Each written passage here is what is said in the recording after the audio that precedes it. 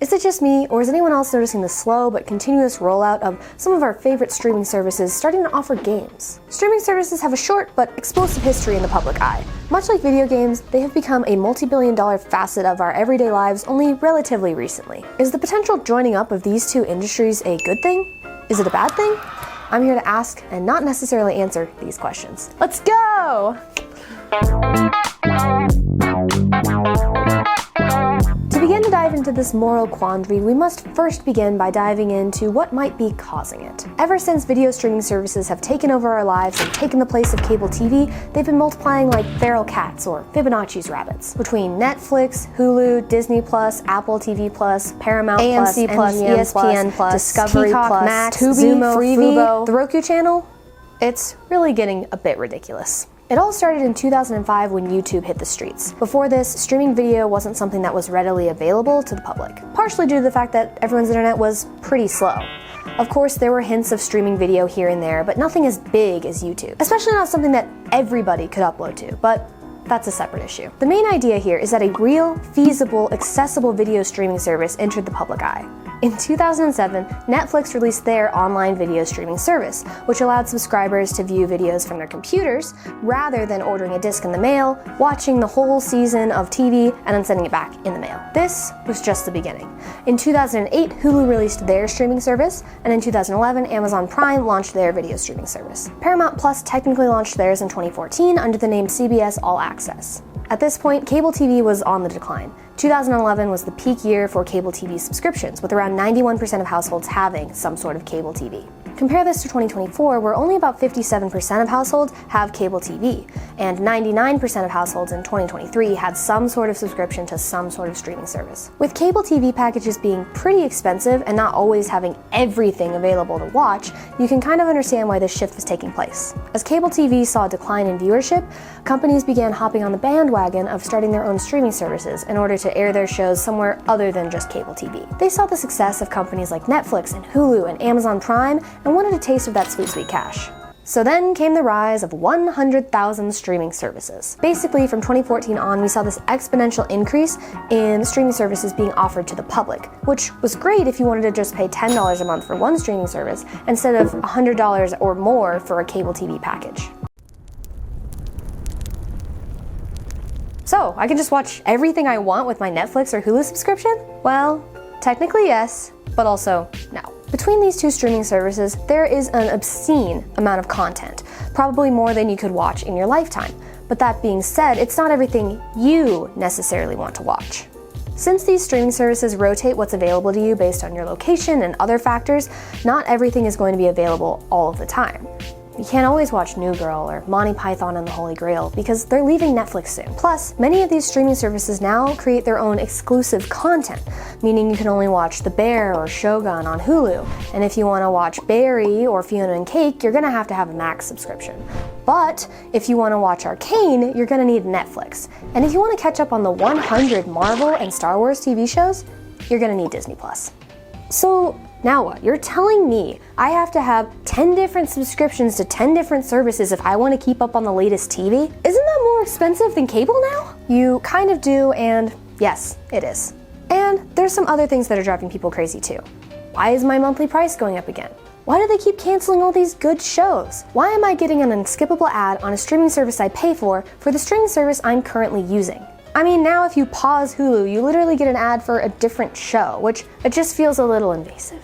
I mean, part of the reason streaming TV was so attractive originally was because there wasn't an ad every 15 minutes when you were watching TV. And now all these streaming services are bundling together, kind of like cable packages. Kind of. It's all starting to be a bit too much.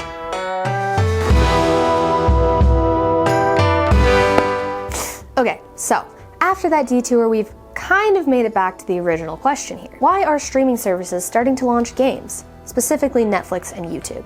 In what can be seen as an attempt to set themselves apart from their competitors and branch out into a new money-making venture, Netflix began offering mobile games in their mobile app in 2021. Since then, they've really been growing their catalog. Right now, they even offer games such as Hades and Dead Cells to play on your Android or iOS device. Just recently, they launched an ability to play games from your TV using your mobile device as the remote. Kinda cool. Since beginning this slow rollout of games on their mobile platform, they've now been able to gather information on what their subscribers really want to play. In an interview with the Washington Post, Netflix's Vice President of External Games, Laura Loom, stated that, "We didn't really have as much understanding around which games our members wanted to play. And now we've got a lot more." This information revealed that Netflix users tended toward more recognizable IPs, like Stranger Things, and wanted more snackable entertainment, so something like a mobile game, short, sweet, to the point, not a big, long RPG like God of War or Baldur's Gate 3. In addition to gathering all this information, Netflix has also acquired a couple gaming studios. Netflix bought the studios Night School, Next Games, Spry Fox, and Boss Fight between 2021 and 2022. They also opened 2 of their own studios in Finland and Southern California. Breaking news! This just in! Netflix closed their California gaming studio, laying off their staff and dashing their dreams of having a AAA game. So, unfortunately, they only have one gaming studio now in Finland. So, I don't know. Back to the programming, I guess. Loom says that Netflix wants to be a haven for smaller developers who are experienced in mobile games but want to work beyond the demands of that market, which is dominated by free-to-play games. And if you've ever scrolled through the App Store at all, you'll notice games that are riddled with ads or just pretty poorly made. Loom says the games created for Netflix aren't designed to make money off the audience through in-app purchases. In fact, the goal is to not really have in-app purchases or ads at all. That way, developers can pursue narrative-focused games without nickel and diming the audience. And that actually sounds like a pretty good deal. As for YouTube, they just recently launched Playables in May of 2024. And I'll be honest, I took a look at these, they're not very good. So, streaming services joining forces with video games. Is it a good thing or a bad thing? On the one hand, it's pretty cool that we have access to all these free games for a service most of us already pay for. Obviously, these aren't massive games like Red Dead Redemption 2 and Elden Ring, but there are some good games, on Netflix anyway. Also, being able to access games through a subscription service can be nice, so that way you don't fork over $40, $70, and you realize you don't like the game. Giving a space for these developers to grow and create new games seems to be a step in a positive direction. On the other hand, you know that for services like YouTube and TikTok, they make money by keeping you on the platform as long as possible. So in YouTube's case, being able to provide some variety to users and give them some games to play between watching videos can be a great ploy to keep everybody entertained. We can also see that in all likelihood, this will not remain as something that is free. After the initial testing is done, I can guarantee you that Netflix will probably add a subscription fee for these games, probably an extra $5, $10 a month, so you can continue to access these games that you've already decided that you love. They'll continue to develop games that you can only access through their platform, giving you just one more reason to go with their subscription service over someone else's. Maybe that's a little too cynical. I mean, you're gonna have to pay the developers somehow, and this doesn't seem like the worst way to do it. Being able to support these mobile developers and these studios seems like a great thing. Better than whatever Microsoft is doing. Of course, the games industry will grow and change and morph over time, so maybe having streaming giants like Disney, Netflix, Hulu, and Prime taking over the gaming space is inevitable. As for right now, we are just beginning to watch this unfold. So, sit back, relax, buckle up, and enjoy the ride.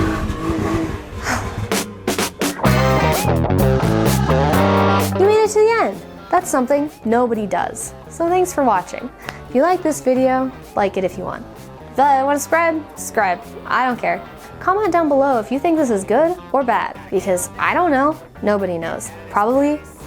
Join me next time, where I punch my cat, but with love and affection, because I love her and she's just so little.